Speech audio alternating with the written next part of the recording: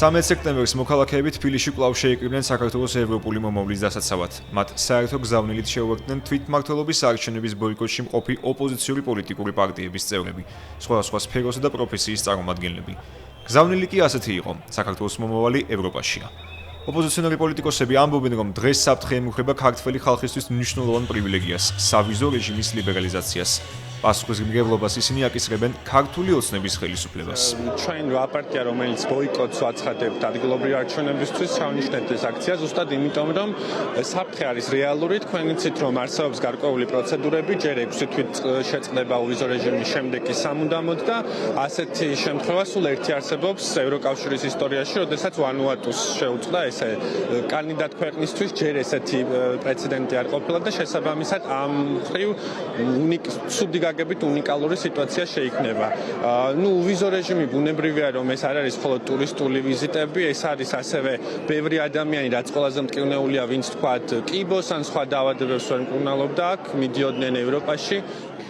ხო, უვიზო მიმოსვლას როგორც თავისთავად ეტაპს ევროკავშირის სივრცესთან დაახლოების და დასავლურ ცივილიზაციასთან დაახლოების თავი რო დავანებოთ, მხოლოდ პრაქტიკული თვალსაზრისით უვიზო მიმოსვლის შეჩერება საქართველოს მოქალაქეებისთვის იქნება ძალიან ბევრი მაგალითად მძიმე დაავადებული პაციენტისთვის სიკვდილის ტოლფასი, ძალიან ბევრი სიღარიბეში მყოფი ადამიანისთვის დაუღწეველი სიღარიბე, ძალიან ბევრი სტუდენტისთვის, რომლის საშუალო ხელფასიც ამ ქვეყანაში არავითარ ხარჯებს არ ყოფნის, იქნება დაუღწეველი სიღარიბე.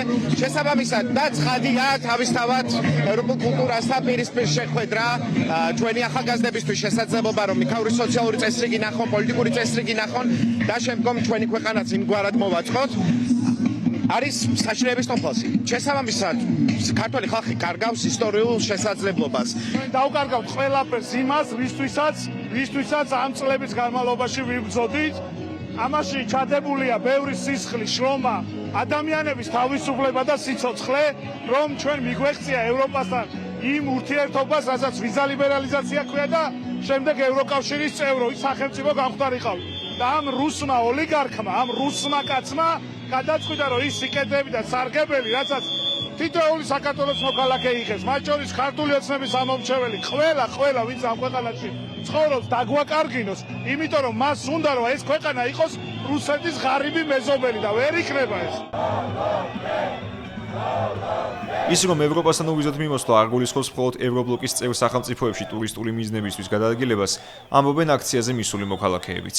გარდა სავიზო რეჟიმის ლიბერალიზაციის საკითხისა, ისინი საუბრობენ იმ სხვა სარგებელზეც, რასაც ევროკავშირის წევრობა მოუტანს საქართველოს.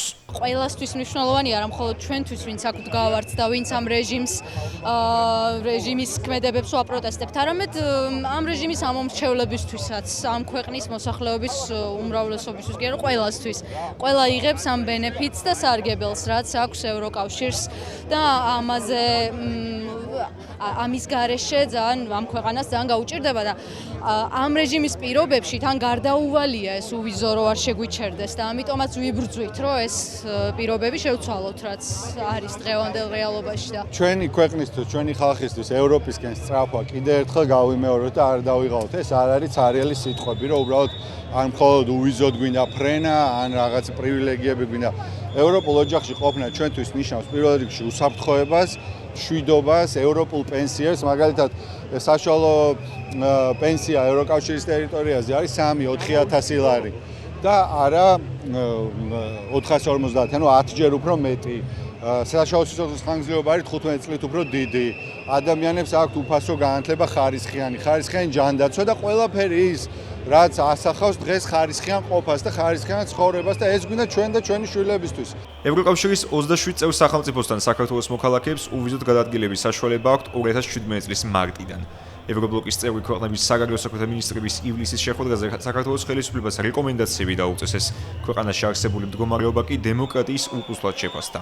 მოქალაქეები ამბობენ, რომ ბრძოლას ბოლომდე გააგრძელებენ, ვიდრე საქართველო არ გახდება ევროკავშირის სრულფასოვანი წევრი.